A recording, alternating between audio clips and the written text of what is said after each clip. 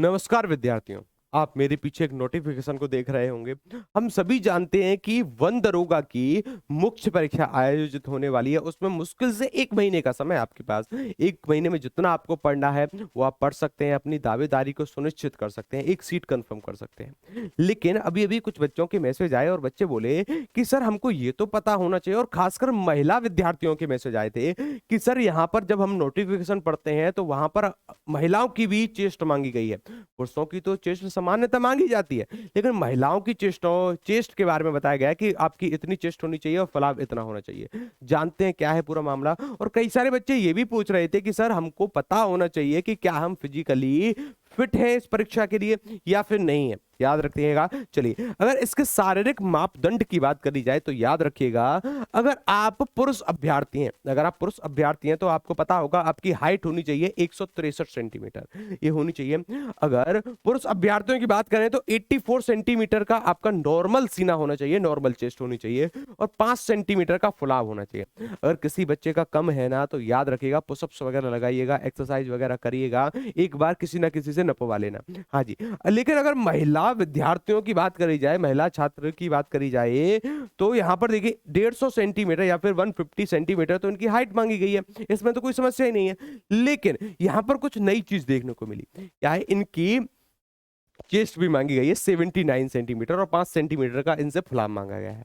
लेकिन सामान्यतः हमने जितने भी फिजिकल देखे हैं सभी में पुरुषों की चेस्ट एंड फुलाव मांगा जाता है, लेकिन यहां पर कुछ नया देखने को मिला।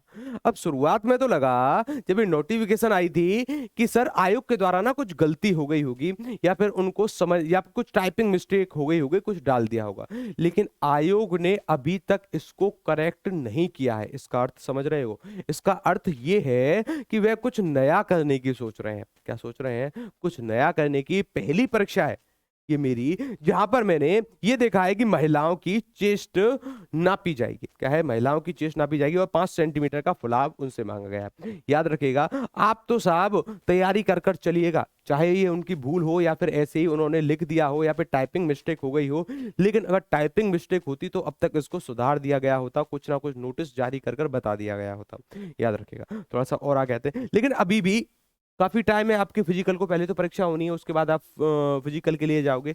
शायद हो सकता है कि आयोग इसको आगे करेक्ट करे, या फिर करेक्ट नहीं किया तो, लेकिन हमको तैयार तो रहना है।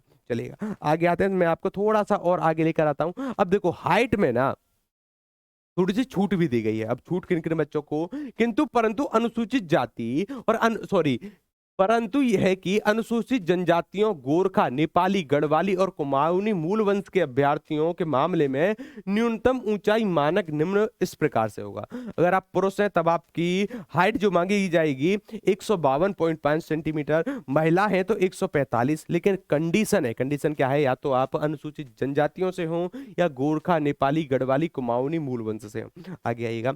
चलिए साहब थोड़ा सा और देखते हैं, थोड़ा सा और मैं आपको नीचे लेकर आता हूं। यहां पर देखिएगा, ये पॉइंट सर्वाधिक बच्चों को परेशान कर रहा है कि गुरुजी हम कैसे करेंगे। देखिए यहां पर रनिंग भी आपको करनी है। रनिंग कितनी है? अच्छा, पुरुष अभ्यर्थियों को 4 घंटे में, कितनी है साहब? 4 घंटे में 25 किलोमीटर की रेस कंप्लीट करनी है। कितने किलोमीटर की?